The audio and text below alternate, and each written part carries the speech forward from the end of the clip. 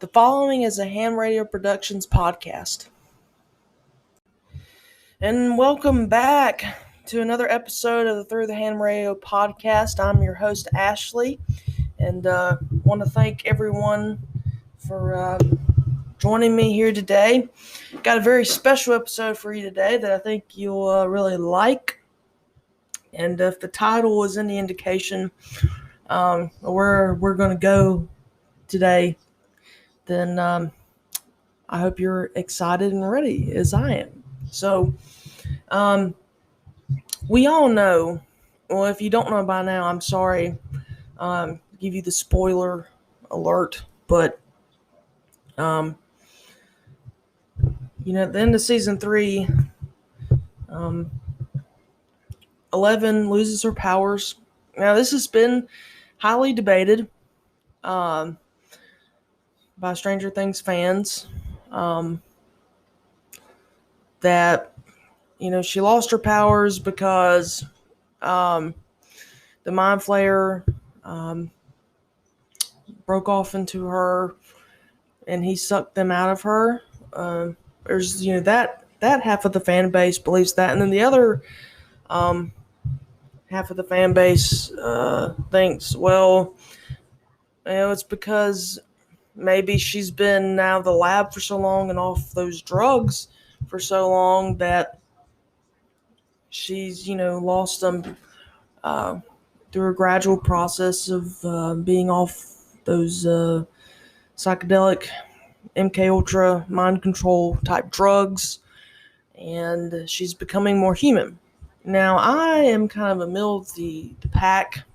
I don't really, not on either side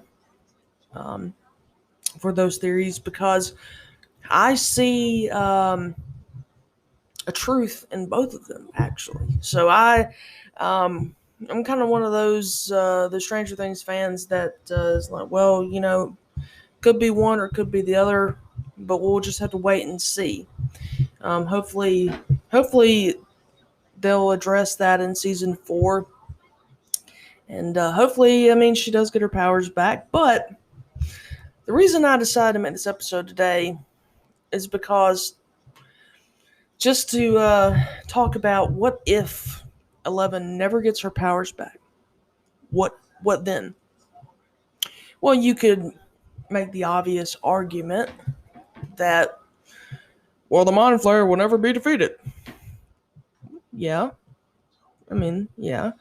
So far, 11 is the only human who showed any capabilities or powers to actually get rid of him, and close the gate to the Upside Down and all that good stuff.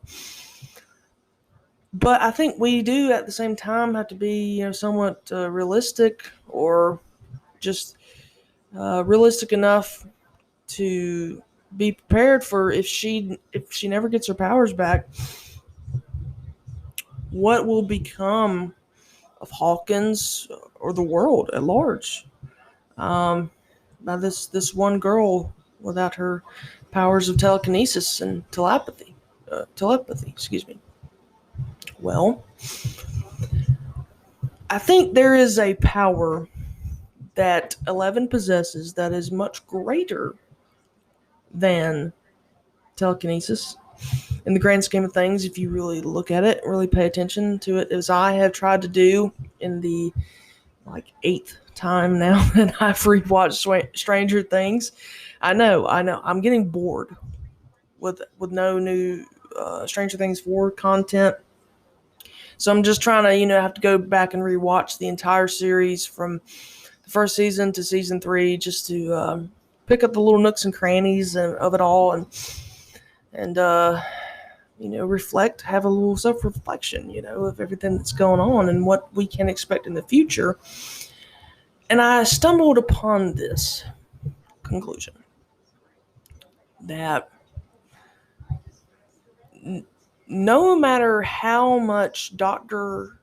Brenner tried to control Eleven's mind and get her to do these cool things with her mind via telekinesis,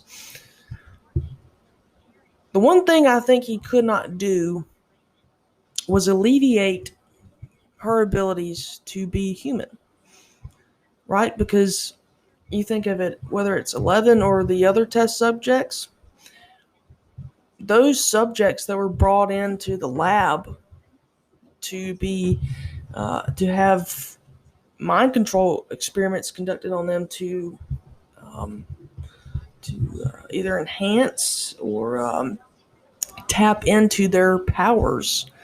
In the case of the show, I'm not talking about in real life here. I'm talking about the show.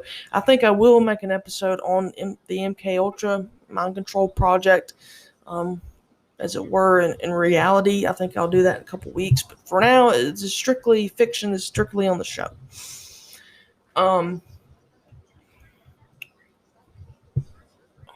They were brought in. The test subjects were brought in to be Dr. Brenner's puppets. And this is something I think will based on the teaser trailer that we got in May, it will address this. They'll address this in season 4. The other test subjects and why 11 is the only one seemingly in Hawkins' lab in season 1. But it's mind control. He wanted them to do what he wanted them to do. But I think 11, for some reason, she's too human. I think deep down, she's just so human that she's always been able to distinguish right from wrong. Right? We see that evidenced in season 1 when she refused to kill that cat. Even though that cat was, I don't know, he could have had rabies or something. I don't know. He was mad. He was, hissing and growling and angry meowing and whatnot. But even then, she just couldn't do it. She couldn't knowingly and intentionally murder that cat. She couldn't do it. And I think to them, she realized this is another living thing, and I don't want to do that. But, and I know what you're going to say, well, I mean, immediately after that, she did kill those lab guards. She did. But I don't think she intentionally did that. She did that because she, got angry, whatever, and they were coming after her. And, but, she cried after that. So maybe after that happened, maybe she realized what she had done and is like, she was so emotional from that experience. And so that's what this episode is going to focus on, because there's a lot of evidence, in seasons 2 and 3 of 11's ability to get to the source. So that's what we're going to talk about today. And hopefully you will tune in. So without further ado, here we go. Okay, so I talked to you about what happened in season 1 with 11 in terms of the lab personnel. But I want to talk about season 1 when she escaped from the lab and she got out into Hawkins. And, 11 just really seems to bring out not only the best in people, but the worst in people. I think she has a really good ability, really by not even really using her mind or her telekinesis to do it. But she just has the ability to cause everyone she comes into contact with and really gets to know, to open up, kind of let their secrets out, if you will. And, we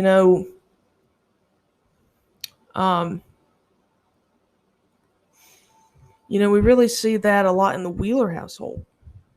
This girl comes into their world and, and we really get to see how vulnerable this household is, because there's this girl with a shaved head living in Ted and Karen Wheeler's basement, and they have no idea.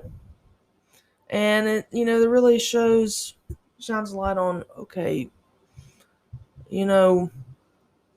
what's up with this family? They're obviously, they live out in the end of the cul-de-sac, but they have problems. And, the parents, seem to love their children, but they don't know their children, right? I think that's the best way you could really describe Ted and Karen Wheeler in a nutshell. They don't really know their children. Hopefully this is something that gets addressed in season 4, and we'll be able to move on. They'll be able to come out more and really get to know their children. But, it's not until Dr. Brenner and Agent Connie Fraser show up to the Wheeler house that, start plummeting through their stuff looking for 11, that they even realize what's been going on. I mean, and not only that, but, in the very first episode of season 1, in the very first 5 minutes of the show, Mike and Dustin, Lucas, and Will have been playing D&D for 10 hours in the basement. And it's assumably on a Sunday because, they had school the next day, and I would assume that they weren't allowed to stay home from school. And it's like Karen didn't notice her son's absence for 10 hours. I mean, I know it's in the basement, but you could probably still hear them down there, and it's like you never go down to the basement, And then, that happens a lot. I didn't live in a house with a basement. But I had my own room, and my mom, even if I was playing or whatever, she would randomly come in there and check on me. Not because she thought I was doing anything bad, just to check on me. And it's like, you let your son have free range of the basement, free run of the basement, but you're not going to check on him. But I digress. We'll get to the Wheelers in another episode because there's a lot to unpack with this family. But,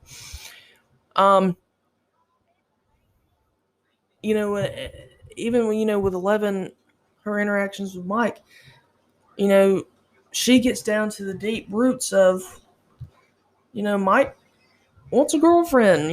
He's 12 years old, but he wants a girlfriend. And,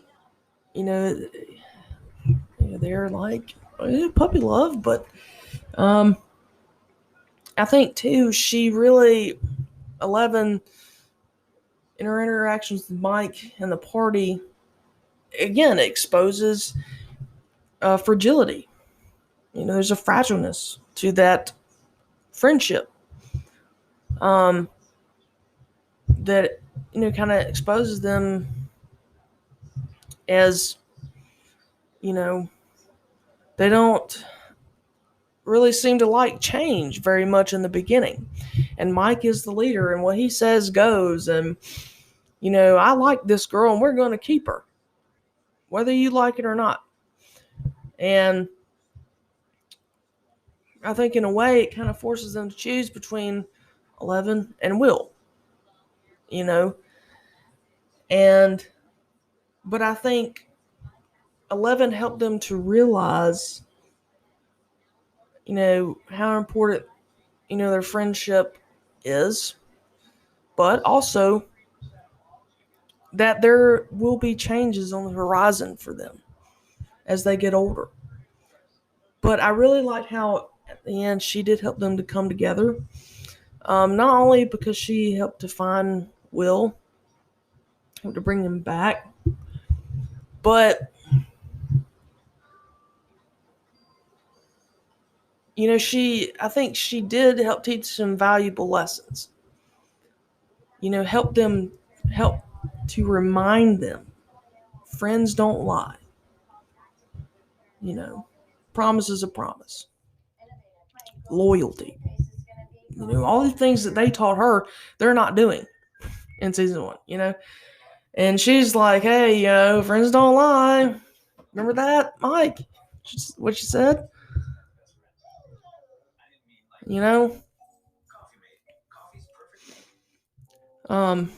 So yeah, I think that's, in season 1, it's how her other powers manifest themselves through her.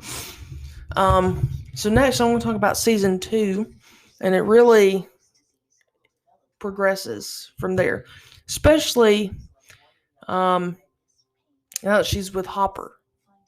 Now that he's she's living with him in his cabin. So stay tuned for that. Okay, so we're back and we're talking about Eleven's other powers in season 2. Really manifests itself through her time with Hopper, and this is where I think really 11 really is able to get to the heart of people, because Hopper, before her, after his daughter Sarah passed away and he got divorced and had no other choice but to move back to Hawkins. His life, in effect, was over. He was an alcoholic, a drunkard, chain smoker, just living a very depressed life, I think. Very lonely, depressed life. And, but when 11 came along into his life, in season 2, it gave him a purpose. And we're going to get into this a little bit later, because a lot of this you'll hear from Hopper himself, because it's in his letter that he wrote to her. And I will read you that letter later on, because it's beautiful. And why not? But, in season 2, all about keeping her safe. And I understand, because,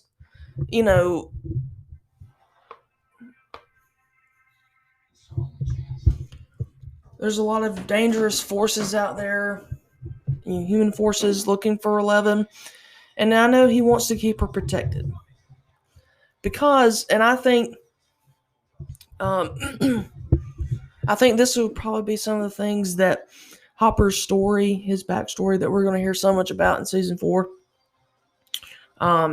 is really going to tell us. I think maybe, just maybe, Hopper knows that Brenner is alive, and he's never told 11.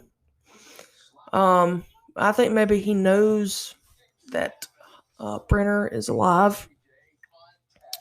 So I think, why else would he want to go looking for 11 to bring her into his home to protect him so much?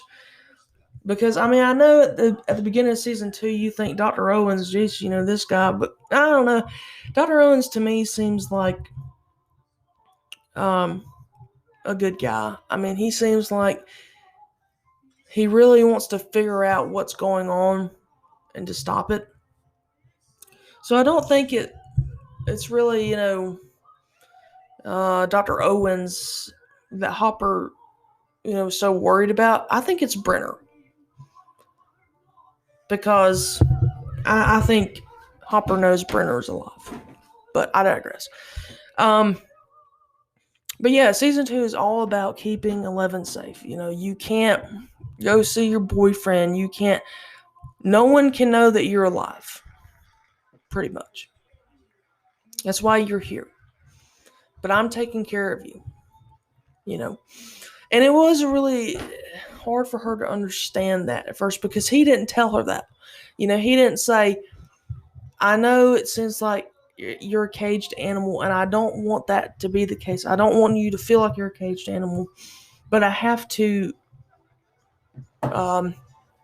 keep you locked up, so to speak, because it's not safe.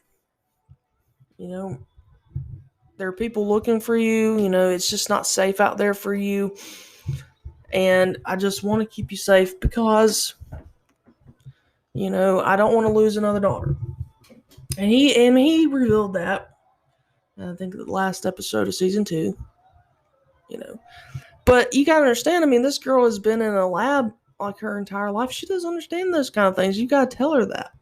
And again, that's just, at first Hopper didn't know how to express his emotions, express his feelings in that regard. And that's why I think 11 was able to help him, express that. Maybe he didn't really know at first how to do it, but 11 helped him to see, taught him really how to love again, I think. Because I think that's what Hopper's, probably, very devoid of love, because he really had nothing to love.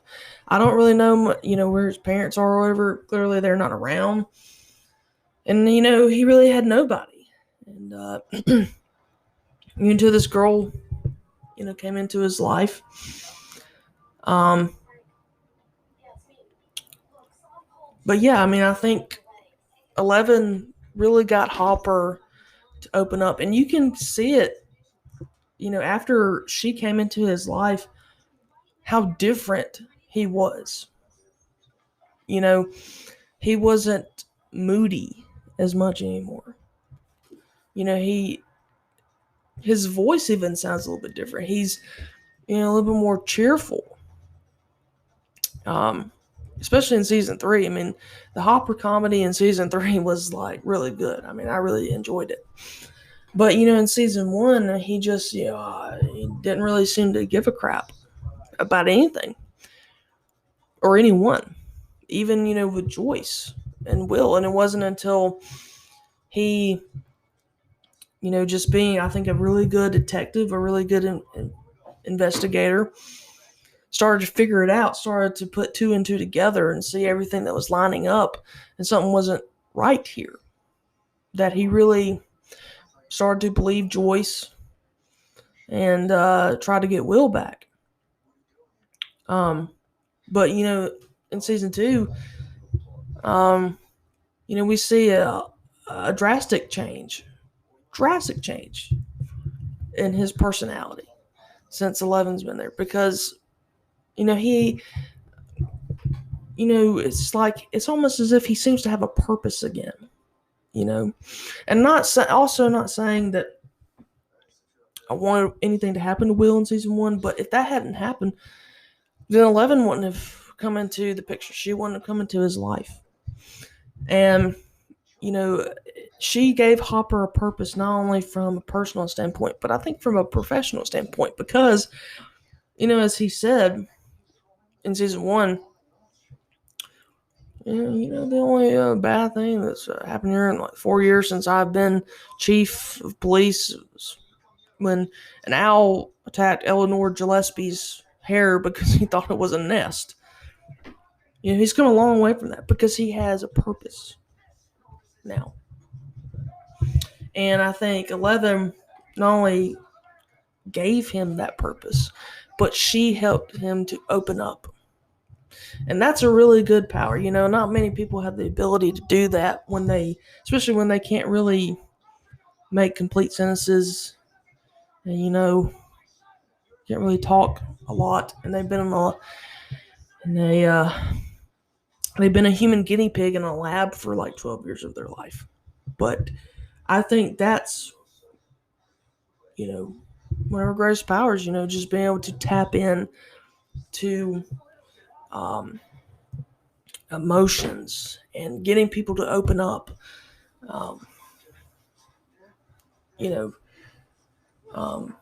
And definitely see that with her and Hopper.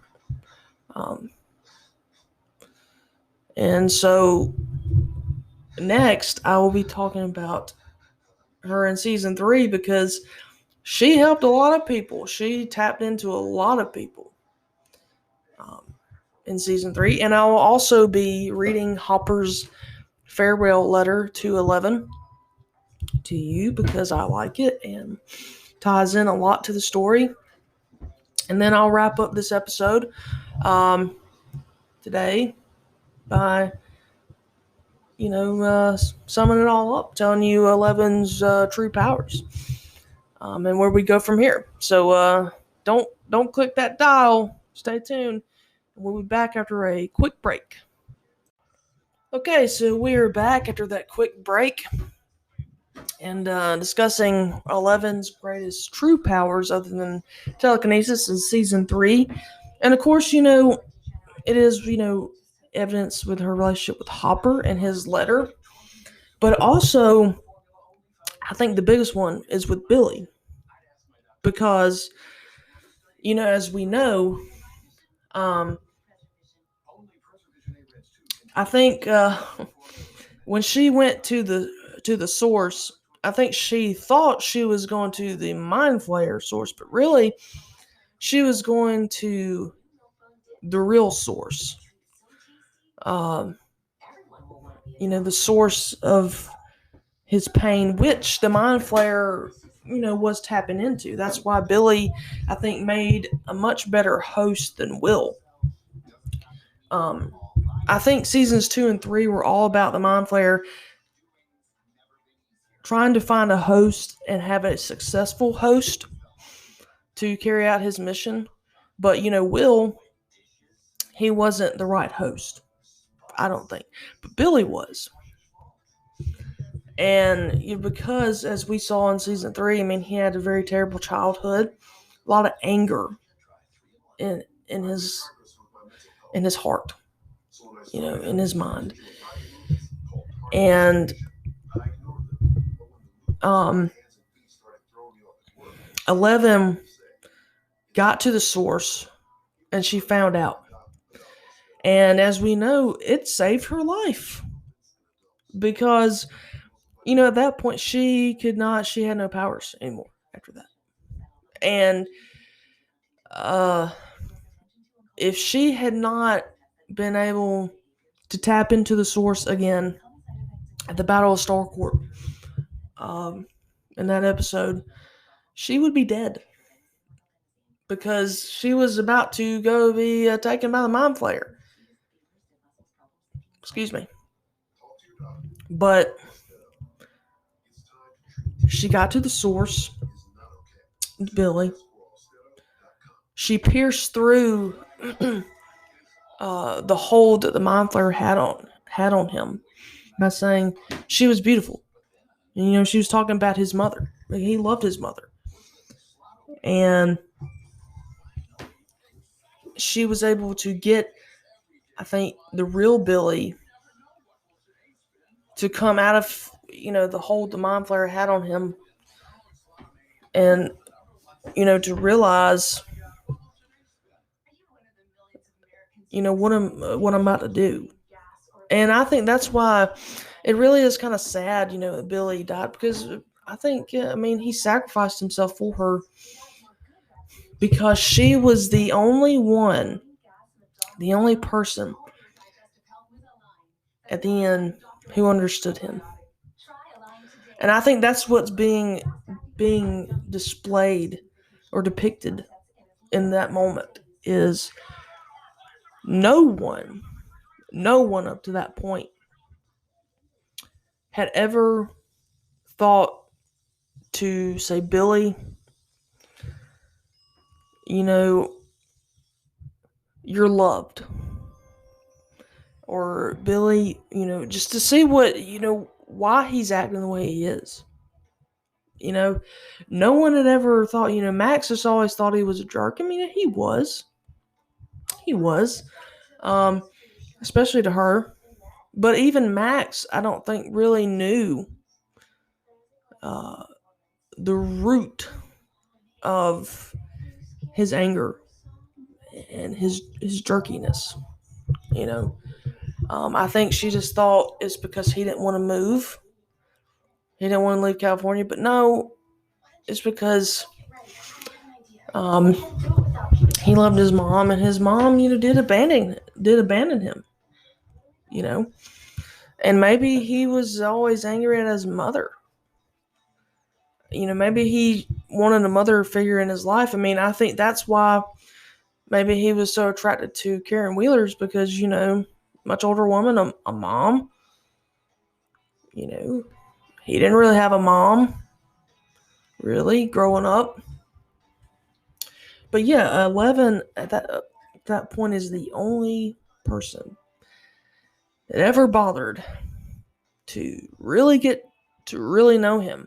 And she didn't even know him, you know? Uh, she had really no connection to him. Not really, other than Max, but, you know, and I think that's why he decided to sacrifice himself.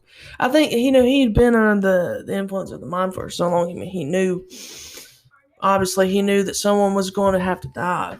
And that's why it was so beautiful. It was a beautiful moment, is because he sacrificed himself for her, because she took the time to really tap in to his inner anger, really get to know him. And she reminded him that he was loved at one time. His mother loved him, and that's why she left, and didn't take him with her. Because maybe his mom knew that she couldn't financially support him. Or, maybe she was, living, you know, somewhat of a hippie lifestyle or whatever. And knew that, she couldn't support him. That's why she left and kind of forced him to live with his dad. But, again, 11 reminded him that he was loved. And yeah, she had to use telekinesis in the beginning to be able to tap into that source, but she remembered that when she didn't have her powers. And she is smart enough to go, okay, maybe I can again get to the source, but in a different way. Talk to him. Remind him of that time. Remind him that he was loved.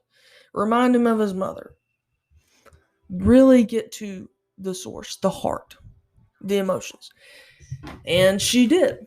And it saved her life, and it killed. I mean, yeah, I know Billy had to be sacrificed because of it, and that was sad. And I hated it for Max, because I think Max started really to, I think, warm up to him. After she, beat him up season 2, pretty much.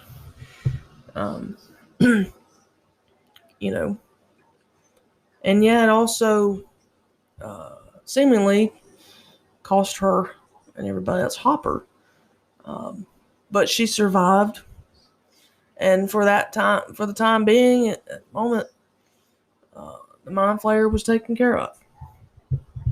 And, Joyce and everyone else could kind of go on with their lives, which they did.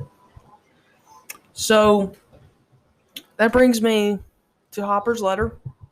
And I want to read it because, this letter, to me, is not just a beautiful letter about, not being able to say the words that I want to say.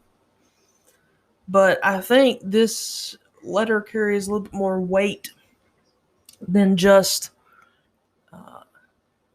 him telling her, why I am the way I am, why I was the way I was, with you and Mike. But I think this letter, too, is a foreshadowing element to what's to come in the series. I'm not going to really go into that much on this episode, but I will get to it in a later episode. So I just want to go ahead and read the letter. I mean, I'm sure most of you know it by now, but I mean, I just think it's a beautiful letter. And it's just, in this moment, that's really when I think we really see the end result of 11's true powers really manifest itself. And that is getting, teaching people how to live again. Getting them to live again.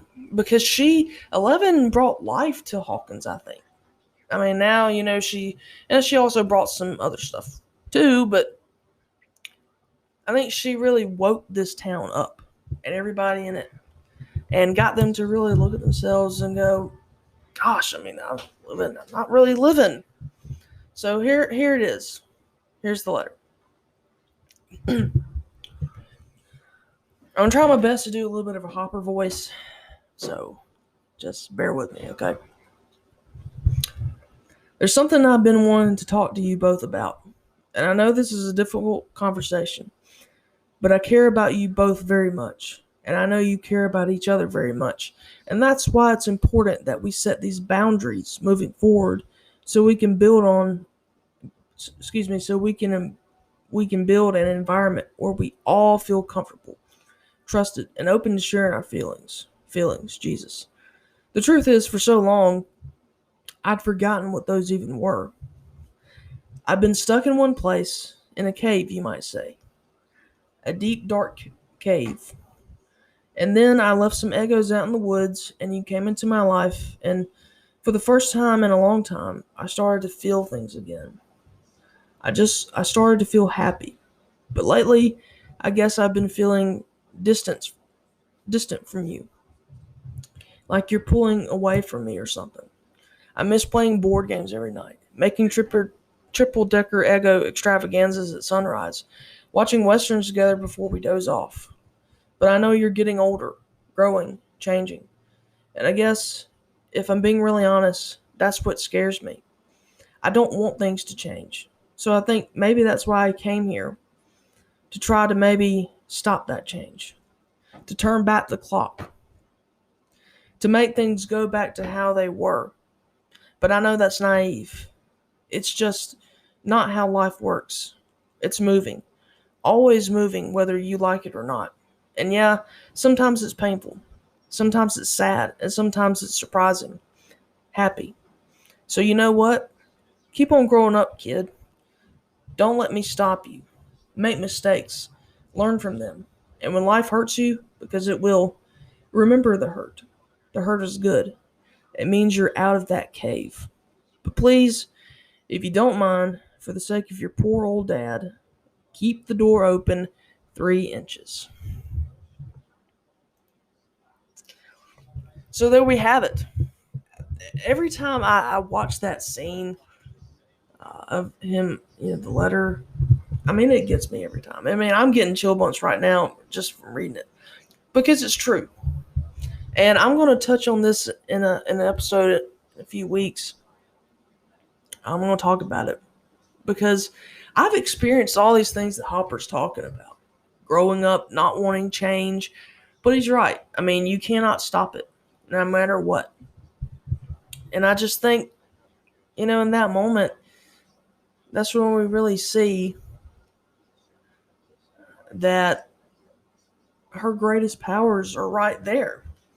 She got him to come out of that dark cave, to feel again. And we really saw that with him in season 3. He was so funny. I mean, I really loved Hopper from season 3. I mean, I know he's fat, and he was a different Hopper, but I really like how 11 was able to tap into that without using her telekinesis to do it. She got him to live again, and that is 11's greatest power. Getting him to feel again. So I hope you enjoy this episode, and what I had to say, I really enjoyed making it. Very fun, and I'll see you guys next time on Through the Ham Radio podcast. Over and out.